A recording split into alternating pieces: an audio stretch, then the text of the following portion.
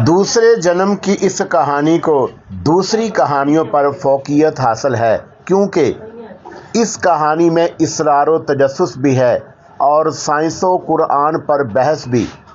ये उन लोगों के लिए ही मैंने ये लिखी है जो ये कहते हैं कि साइंस का दौर है। इस दौर में मज़हब का असर कम से कम होता चला जाएगा। ऐसा कहने वाले किसी हद तक गलत हैं। मैंने इसी नुक्ते को मरकज़ बनाया है। साइंस व इस्लाम पर ऐसी कोई कहानी शायद ही आपने पढ़ी या सुनी हो। इस कहानी में थ्रिल भी है और सस्पेंस भी, पुरअसरारियत भी है और साइंस भी। यानी एक कहानी में कई किस्म की कहानियां हैं। ये तजर्बा आपको कैसा लगा ज़रूर बताइएगा। वस्सलाम। परवेज़ बिलग्रामी। अस्सलामु अलैकुम दोस्तों, पेश खदमत है दूसरा जन्म एपिसोड नंबर 33। मोहतरम गुलाम रसूल साहब, कोई अदालत एक करोड़पति होशमंद को संद याफ्ता डॉक्टरों के मुआयने और सिफारिश के बगैर पागल करार नहीं दे सकती। फिर मैं तो एक मल्टी नेशनल बिजनेसमैन ताजर हूँ। दुनिया भर में बड़े बड़े बिजनेसमैन मेरी तरफ से गवाही देंगे कि मैं एक कामयाब बिजनेसमैन हूँ। मेरे लिए हाई कोर्ट और सुप्रीम कोर्ट के दरवाजे भी खुले हुए हैं। फिर मैं अपना केस आलमी अदालत में भी पेश कर सकता हूँ। ब्रिटिश सिटीज़न होने की वजह से मैं इंटरनेशनल कोर्ट ऑफ जस्टिस तक बाआसानी पहुँच सकता हूँ। मिस्टर यूसुफ, आप गैर इस्लामी ख्याल पर जोर दे रहे हैं। इस्लाम ने दूसरे तीसरे जन्म की बात नहीं कही है। ये हिंदुओं का अकीदा है। वही आवागौन पर यकीन रखते हैं। किसने कहा है कि मैं आवागौन पर यकीन रखता हूँ? फिर ये आवागौन का मसला भी नहीं है। अकीदा आवागौन के मुताबिक जब एक इंसान मरता है तो वो किसी दूसरे रूप में किसी दूसरी जगह पैदा हो जाता है। शानो मेरी बीवी के मरने के बाद पैदा नहीं हुई, वो पहले से मौजूद थी। सिर्फ इतना हुआ है कि शानो की रूह परवाज कर गई और उसकी जगह मेरी बीवी की रूह ने ले ली। इंसान का वजूद चूंकि रूह की बुनियाद पर होता है, इस लिहाज से शानो अब शानो नहीं रही, रूबी बन चुकी है। आपकी ये अजीबोगरीब बातें इस साइंटिफिक दौर में कौन मानेगा? किसकी अकल कबूल करेगी? ये दौर साइंस का है और साइंस का मतलब है अकल की तोजी। ख्यालों में डूबे रहने का ज़माना गुजर गया। नहीं जनाब, यही वो वक्त है जब इंसान खुद को पहचानने लगा है। इंसान जो अपने आप में अजूबा है, खुद में एक जहान है और उस जहान की हाकम रूह है। रूह वो कुव्वत है जिसका अदराक आसान नहीं। यूरोप और अमेरिका में सैकड़ों सोसाइटियां बन चुकी हैं जो रूह की कुव्वत पर रिसर्च कर रही हैं। अगर आप खुद को पहचानना चाहते हैं तो रूह में झांकें। रूह की हकीकत के बारे में हमें हमारे मज़हब ने बता दिया है, इसलिए हमें रिसर्च करने की कोई ज़रूरत नहीं है। इस वक्त हम आप पर रिसर्च कर रहे हैं। आप अपनी हकीकत बताएं और पूरे ड्रामे का मकसद समझाएं। आप इसे ड्रामा कह रहे हैं, मैं आपको कैसे समझाऊं? मैं सच बोल रहा हूं। आप सच के अलावा सब कुछ बोल रहे हैं, जावेद ने तंजिया लहजे में कहा। जावेद साहब, यकीन करें, मैं सच कह रहा हूं। शानो आपकी नहीं, मेरी बीवी है। उसने इतना ही कहा था कि जावेद ने हाथ घुमा दिया। चटाक की आवाज से कमरा गूंज उठा। दुश्वार गुजार घाटियों, बर्फीले मैदानों को पार करते हुए वाच टावर पर बैठे बीएसएफ वालों की नज़रों से बचते हुए पूरे 6 घंटे का सफ़र तय करके बिल आखिर वो इस नाम नहाद कंट्रोल लाइन को पार कर गए। 1947 ईस्वी में अंग्रेज़ों की मकारी और हिंदुओं की अय्यारी ने कश्मीरियों के दरमियान जो लकीर खींची है, उसे पार करके वो आज़ाद इलाके में पहुंच गए। सबस हलाली परचम पर नज़र पड़ी तो उनकी आंखें छलक पड़ी। इससे पहले उन्होंने इस परचम के लिए अपने दिल में वो दर्द महसूस नहीं किया था जो इस वक्त कर रहे थे। उन्हें ऐसा लग रहा था कि जैसे उन्होंने खोया हुआ खजाना पा लिया हो। जिंदगी बरतानिया और अमेरिका में गुजारी, मगर वतन की मोहब्बत दिल में जड़ पकड़े रही। उसी मोहब्बत की डोर में बंध कर वो पाकिस्तान आए थे। यहाँ तजर्बा गाह बनाकर तजर्बे करना चाहते थे, मगर हालात ने उन्हें कंट्रोल लाइन पर ढाए जाने वाले मजालम दिखा दिए। इन हालात में उन्हें जो करना चाहिए था उन्होंने वही किया, और आज वापसी हुई तो रो पड़े। उन्हें आज़ाद फिजाओं में सांस लेते हुए फ़ख्र महसूस हुआ। अगर कायदे आज़म इस खित्ते को आज़ाद ना कराते तो आज वो भी गुलामी की ज़िंदगी बसर कर रहे होते। यही कुछ सोचते हुए वो दीगर लोगों के साथ उस कस्बे की तरफ बढ़ते जा रहे थे जहाँ से उन्हें बस में सवार होना था। उन्हें अली याद आ रहा था जो अपने मिशन की तकमील के लिए कोशा था। हसन और अहमद याद आ रहे थे। वो मुसलसल पैदल चल रहे थे। 6 घंटे की दौड़ ने उन्हें थका दिया था, मगर वो खुद पर थकन तारी करना नहीं चाहते थे। आसाब से नबर्दे आजमा थे कि किसी भी तरह वो खुद को कमज़ोर पड़ता देखना नहीं चाहते थे। बिल आखिर बस स्टॉप आ गया। यहाँ से एक बस के ज़रिए उन्हें रातुलाम जाना था, फिर वहाँ से दूसरी बस के ज़रिए वो नंगार पहुँचते। आप सब यहाँ बैठे, मैं बस का पता करता हूँ। उन्हें साथ लाने वाले तमाम लोगों को मुखातब किया। वो सब बैठे उसी जनब देख रहे थे जिधर से वो गया था। उसी वक़्त मुअज्जिन ने दूर से पुकारा। अज़ान की मज़हूर कुन आवाज़ सुनते ही प्रोफेसर उस्मान बेचैन हो गए। आप कुछ तलाश कर रहे हैं? उनके साथ आने वाले एक नौजवान ने पूछा। मैं नमाज़ पढ़ना चाहता हूँ, मगर ये भी खदशा है कि कहीं इस दौरान बस ना आ जाए, प्रोफेसर ने जवाब दिया। आप नमाज भी पढ़ते हैं, मगर मैंने तो सुना है कि आप साइंसदान हैं। दुनिया में आपका बड़ा नाम है, नौजवान ने हैरत से कहा।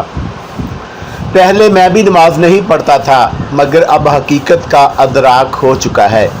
जिसने मुझे इज़्ज़त और शोहरत बख्शी, चलने फिरने काम करने की कुव्वत बख्शी, सोचने समझने के लिए दिमाग दिया, उस मालिक का भी तो शुक्र अदा करना चाहिए। उसने इतनी नेमतें अता करने के बाद एक छोटी सी बात कही और हम उसे पूरा ना करें तो ये कुफराने नेमत है।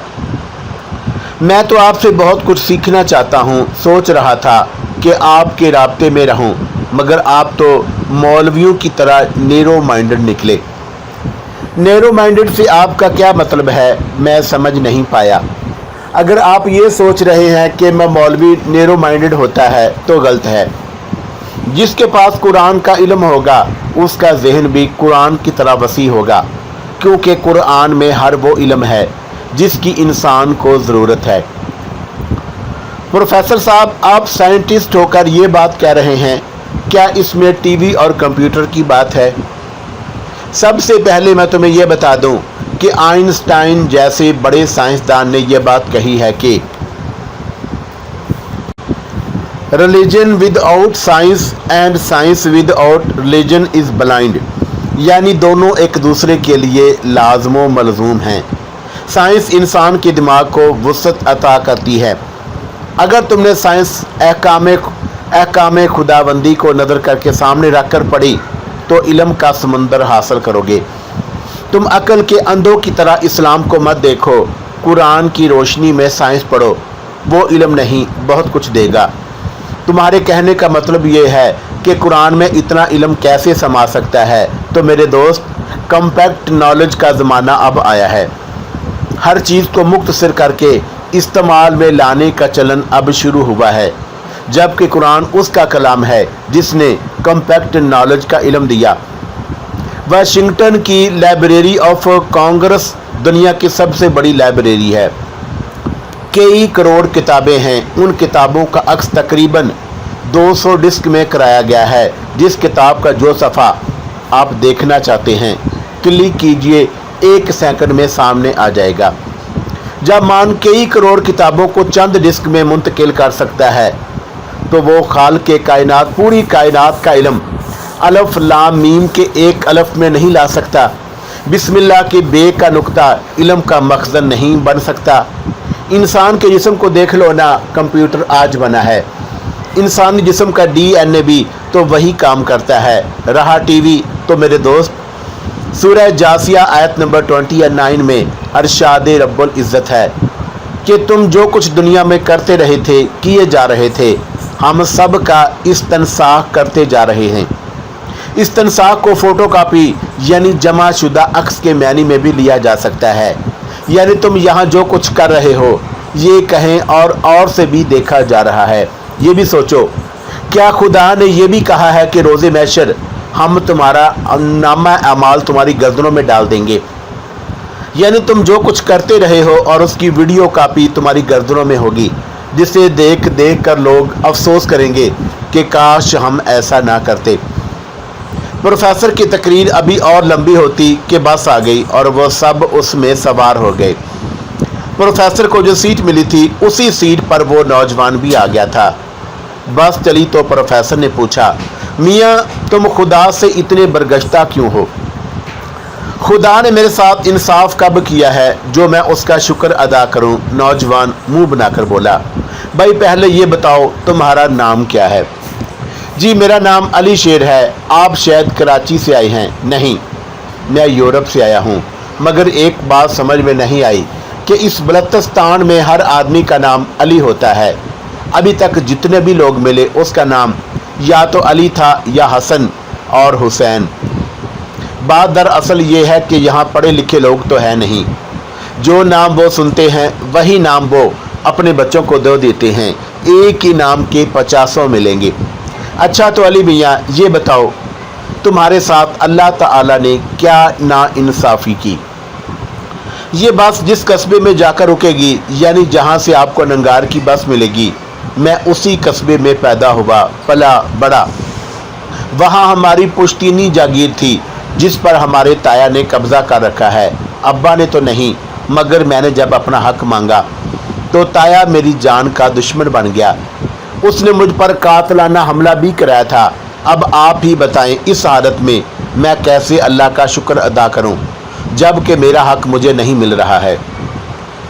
अल्लाह के पास अदल है, उससे बड़ा आदल कोई है ही नहीं। जालिम अगर जुल्म करता है तो इंसाफ वही दिलाता है। तुम्हारे ताया को भी उसकी सदा मिलेगी, तुम्हारा हक वापस मिलकर रहेगा। वैसे अभी जा कहाँ रहे हो? 6-7 महीने में एक बार पाकिस्तान आकर अपने माँ बाप से मिल लेता हूँ। अल्लाह तुम्हें कामयाब करे। मेरी समझ में नहीं आता कि ना जाने आगाए कमांडर अली ने आपको साइंसदान कैसे कहा था। आप तो मुकम्मल तौर पर मौलवी लगते हैं, बात बात पर दुआ देना वगैरह वगैरह। मैंने बताया ना कि कभी मैं भी तुम्हारी तरह नाउज़ बिल्ला खुदा का मुनकर था, मगर जब गौर व फिक्र किया तो अदराक हुआ कि मेरी सोच गलत थी। मेरा मशवरा है कि तुम भी गौर करो, एक ना एक दिन तुम भी खुदा की रहमत के कायल हो जाओगे। मैं तो खुदा की रहमत का कायल उस वक़्त होऊंगा जब मुझे मेरा हक मिलेगा, अली शेर ने कहा। भाई अली शेर, अगर कभी मेरी ज़रूरत पड़े तो बताना, इन दिनों मैं नंगार में रह रहा हूँ। अगर मुमकिन हो तो आप मुझे यूरोप या अमेरिका भिजवा दें ताकि मैं ज़्यादा से ज़्यादा रुपया कमाकर खुद को ताया से लड़ने के काबिल बना सकूं। इस तरह पुलिस थाना ख़रीद सकूं। अगर तुम अमेरिका जाना चाहते हो तो मैं भिजवा दूंगा। वहाँ मेरे चंद अहबाब हैं जो तुम्हारी भरपूर मदद करेंगे। आप ऐसा करें कि आज की रात हमारे कस्बे में रुक जाएं, कल मैं आपके साथ चल दूंगा। ठीक है, मैं ठहर जाऊंगा, मगर मैं तुम्हारे यहाँ नहीं ठहरूंगा। अगर यहाँ कोई होटल है तो तुम मुझे वहाँ कमरा दिलवा दो। कस्बे में होटल तो नहीं, मगर सराय ज़रूर है, आप वहाँ ठहर सकते हैं। कोई बात नहीं, यूं भी मुझे 5 स्टार होटल से बेहतर मामूली मुसाफिर खाना लगता है। बातों में रास्ता कटने का एहसास ही ना हुआ और बस एक बड़े कस्बे में पहुंचकर रुक गई। एक एक करके मुसाफिर उतरने लगे। उतरने वालों में प्रोफेसर और अली शेर भी थे। अली शेर ने प्रोफेसर को सराय तक पहुंचाकर कहा, सर मैं सुबह आऊँगा। इसका वादा ही रहा। अगली सुबह जब प्रोफेसर सराय से निकले तो उनकी मुलाकात आदल से हो गई। मकबूजा इलाके में उसकी बहुत दहशत थी। वो कमांडर अली के उन साथियों में से था जिनसे श्रीनगर में मुलाकात हुई थी। वो प्रोफेसर को यहाँ देखकर हैरत ज़दा हो गया। इधर उधर की दो चार बातों के बाद उसने कहा, मकबूजा इलाके में हम मुसलमानों के लिए लड़ रहे हैं और यहाँ मुसलमान ही मुसलमान की गर्दन काट रहे हैं। करियत किसने किसको मार दिया? एक बेचारा था, अक्सर हमारे पास आता जाता रहता था। कल उसे किसी ने कत्ल कर दिया। क्या नाम था उसका? अली शेर। आदल ने कहा तो प्रोफेसर चौंक पड़े। क्या वो कल रात आया था? प्रोफेसर ने उस्मान से पूछा। हाँ, बेचारा माँ बाप से मिलने पहुंचा ही था कि किसी ने उस पर फायरिंग कर दी। बेचारा मेरे साथ आया था। प्रोफेसर ने अफसोस जाहिर किया। सबसे बड़ा जुल्म तो ये है कि यहाँ के जागीरदार ने हवाई छोड़ दी है कि वो गद्दार था। मकबूजा इलाके में मुसलमानों के खिलाफ काम करता था, इसलिए उसके जनाजे में कोई शरीक ना हो। बूढ़े माँ बाप हैं, जवान बेटे की लाश के लिए बैठे हैं। ये तो बहुत बड़ा जुल्म है। कुछ भी हो, वो एक मुसलमान बच्चा है। चलो हम उसके जनाजे में शरीक होंगे। प्रोफेसर ने एक अज़म से कहा। चलिए, आदिल बोला।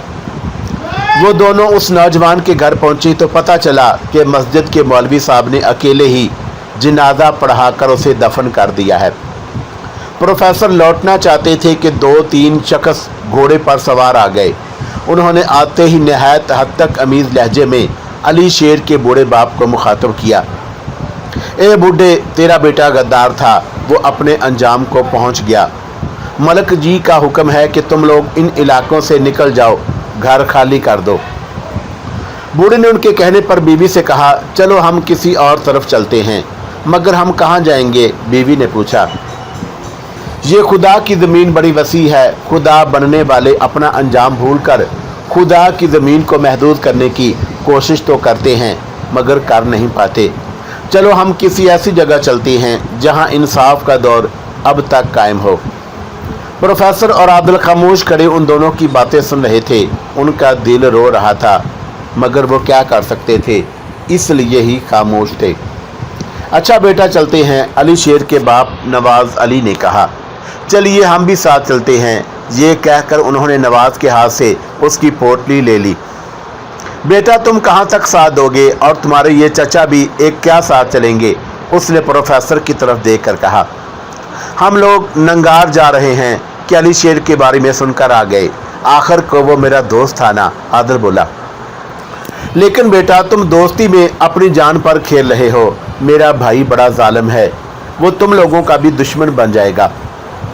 हर फिरऔन रा मूसा अस्त, जब जुल्म हद से बढ़ता है, फिरौनियत जागती है, तो कोई ना कोई मूसा ज़रूर आता है। आपके भाई को भी सबक सिखाने का कोई ना कोई ज़रूर आएगा। उसने कहा। दरअसल उन्होंने सोच लिया था कि वो नंगार जाने से पहले जागीरदार को सबक ज़रूर सिखाएंगे। वो सब आगे ही आगे बढ़ते चले जा रहे थे।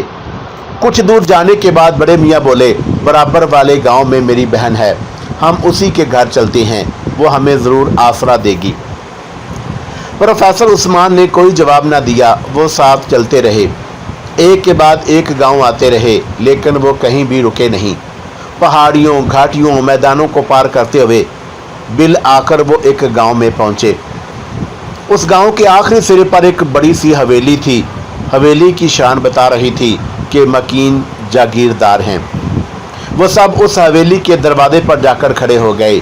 नवाज अली ने बाहर खड़े एक नौकर से कहा, अंदर जाकर बताओ नवाज अली आए हैं।